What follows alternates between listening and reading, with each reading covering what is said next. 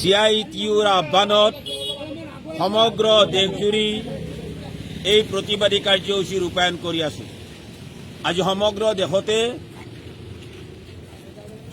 দেশতে শ্ৰমিকসকলে, ৰাজহুৱা খণ্ডৰ প্ৰতিষ্ঠানৰ শ্ৰমিকসকলে, ব্যক্তিগত খণ্ডৰ শ্ৰমিক, কাৰখানাৰ শ্ৰমিকসকলে সমগ্ৰ ভাৰতবৰ্ষৰ আজি এই ধৰণে প্ৰতিবাদী কাৰ্যসূচী ৰূপায়ণ কৰিব। মূল কথা এটাই, সেইটো হৈছে যে কেন্দ্ৰৰ বিজেপি চৰকাৰে চলাই থকা শ্ৰমিক বিৰোধী নীতিৰ ফলত এতিয়া সৰ্বত্ৰ ঠিকা শ্ৰমিকৰ সংখ্যা বাঢ়িছে আৰু এই ঠিকা শ্ৰমিকসকলৰ চাকৰিৰ কোনো নিৰাপত্তা নাই।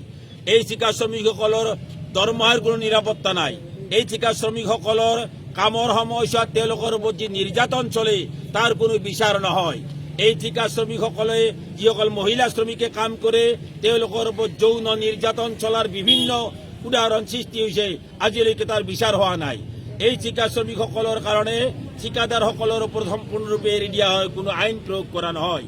Contract labour abolition and regulation act 1970 অনুসৰি স্থায়ী কামত অস্থায়ী শ্ৰমিক ৰাখিব নোৱাৰে বুলি মহামান্য উচ্চতম ন্যায়ালয়ে কেতিয়াবাই ৰায় দি থৈছে, কিন্তু আজিলৈকে সেয়া প্ৰয়োগ নহল। সৰ্বত্ৰ এতিয়া ঠিকা শ্ৰমিকৰ ৰাজত্ব। আজি ৰেলৱে বিভাগত যাওক, তাৰ চাফাই কৰা পেণ্ট্ৰিকাৰলৈকে সকলো ঠিকা শ্ৰমিক। আজি BSNLত যাওক, ঠিকা শ্ৰমিক।